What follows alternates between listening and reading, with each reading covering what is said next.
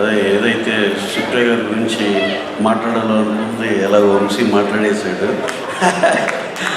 అయితే దాని ఇంకో వర్షన్లో చెప్తే ఒక క్వాలిటీ సినిమా శేష్ గారు ఎక్కడ కాంప్రమైజ్ అవ్వరు, ఆ ప్రోడక్ట్ ఎక్సలెంట్గా వచ్చేదాకా అనేది యునానిమస్గా అందరికీ తెలిసిన జగమెరిగిన సత్యం.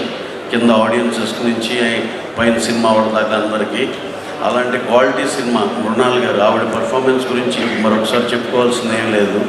అలాగే దీంట్లో పనిచేసిన టెక్నీషియన్ అందరిని చూస్తే అలాంటి క్వాలిటీ సినిమా తీయాలంటే డెఫినెట్గా రోజులు పడద్దు మేడం. ఈ విధంగా మీరు ఇప్పుడు ప్రాక్టికల్గా అర్థం చేసుకున్నందుకు చాలా థ్యాంక్స్. ఎందుకంటే మా గిల్డ్ మీటింగ్స్లో కానీ ప్రొడ్యూసర్ కౌన్సిల్ మీటింగ్స్లో కానీ అసలు ఎందుకు మీరు ఇలా ఎందుకు చేస్తున్నారు, ఎందుకు చేస్తున్నారు అయ్యి అనేవాళ్ళు. ఇప్పుడు మా కరెక్ట్గా మీరు కూడా మా లైన్లోకి వచ్చారు.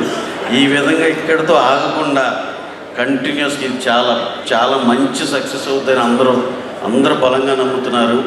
సో అండ్ ఇక్కడికి వచ్చిన గెస్ట్ కానీ అందరూ చాలా పాజిటివ్ మైండెడ్ పీపుల్. మా వెంకటేష్ గారు, సుమంత్ గారు, సుశీల మేడం అందరూ ఇక్కడ మా డీజే టిల్లు, మా సిద్ధు అందరూ ఇక్కడ వచ్చిన, అలాగే సునీల్ నారాయణ గారికి, మా సుప్రియ గారికి ఈ సినిమా ఇద్దరు కలిసి చేసినందుకు once again all the best అండి.